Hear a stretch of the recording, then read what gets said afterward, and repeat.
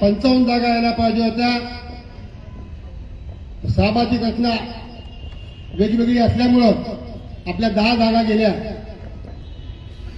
असं होत असताना दोन्ही शिवसेनेच्या आमदारांना विनंती केली होती, कृपया हिंदूंच्या मताचं विभाजन होऊ देऊ नका आणि आपण आघाडी करून लढू। तर एक शिवसेनेचे आमदार म्हणले, आम्हाला जेवढ्या जागा आहेत त्या 60% जागा दिल्या पाहिजेत, कारण आमचे 2 आमदार आहेत। पण ते विसरले की त्यांच्या निवडणुकीला सर्व भारतीय जनता पक्षाने फक्त देवेंद्र फडणवीसांना मुख्यमंत्री करायचं म्हणून त्यांना जीवाची बाजी लावून निवडून आणलं, हे विसरून गेले। जे स्वतःच्या निवडणुका झाल्यानंतर कार्यकर्त्याच्या निवडणुकाकडे पाहायचं नाही, हे आमदाराचं धोरण आहे। एक राष्ट्रवादीचे आमदार अशोकराव चव्हाण साहेबांवर टीका करत होते, राज्याचा माजी मुख्यमंत्री गल्ली बोळात फिरणार आहे। अरे का फिरणार नाही? जेव्हा हे कार्यकर्ते गल्ली बोळात त्या नेत्याकरता फिरतात तर हा नेता का फिरणार नाही? अरे यांना उमेदवार मिळाले नाही। राष्ट्रवादी काँग्रेस पार्टी, अजित पवार गट आणि शिंदेचा शिवसेना गट यांना कार्यकर्ते मिळाले नाहीत उभं करण्याकरता। ज्या दिवशी आपली यादी फायनल झाली, आपल्यामधलेच काही उमेदवार उचलले आणि यांना तिकीट द्यायचं पाप ह्या लोकांनी केलेलं आहे। मित्र,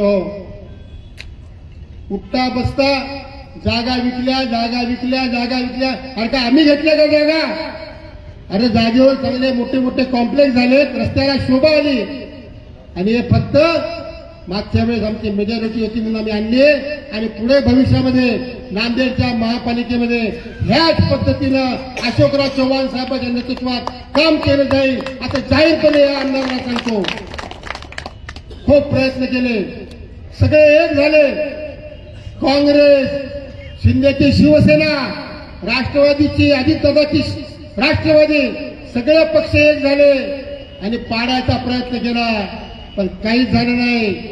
कंधार मधले कार्यकर्ते आणले, 4 नंबरमध्ये प्रशांत खिडकीला आम्ही बाहेरून तिथं उभं केलं, प्रचंड मताधिक्याने आमची जागा आल्या, 4च्या 4 जागा आल्या।